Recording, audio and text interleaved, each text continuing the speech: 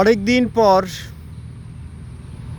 বিকেলে মাঠের মাঝখানে বসে আছি। তো মাঠের মাঝখানে বসে থাকতে থাকতে একটা বিষয় চিন্তা করলাম যে আমাদের প্রকৃতির যেই চিরচেনা রূপ, এটা ক্ষণে ক্ষণে পরিবর্তিত হয়।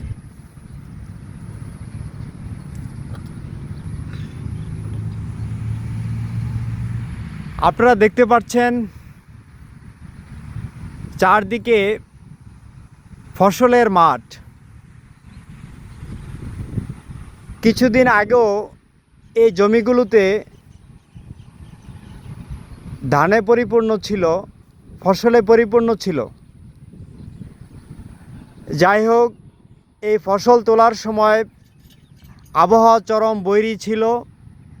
চরম প্রতিকূলতার মধ্য দিয়ে কৃষক তার ফসল গড়ে তুলেছে।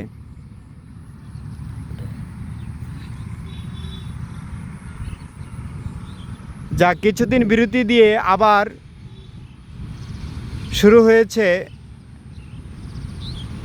নতুন ফসলের যাত্রা। মাঠে চারদিকে শুধু ট্রাক্টরের শব্দ শোনা যাচ্ছে। ট্রাক্টর দিয়ে মানুষ জমি চাষ করছে। অনেক জমিতে বীজতলা থেকে বীজ উঠিয়ে, গাছের ধানের চারা উঠিয়ে জমিতে রেখে দিচ্ছে। আবার অনেকে বীজতলা থেকে ধানের চারা সংগ্রহ করছে। পাশাপাশি ট্রাক্টর দিয়ে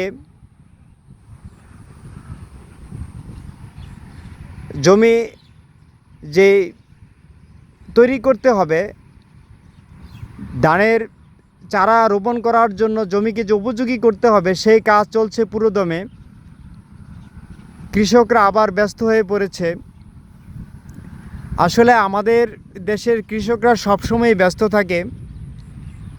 তাদের অবসর নেওয়ার সময়টা আসলে খুব কমই পায়। পাশাপাশি আমাদের বাড়িতে আমাদের কৃষাণী যারা রয়েছে, গৃহিণী যারা রয়েছে, তারা তো সারা বছরই ব্যস্ত থাকে। বিশেষ করে ফসল কাটার সময় তারা অনেক বেশি ব্যস্ত হয়ে পড়ে।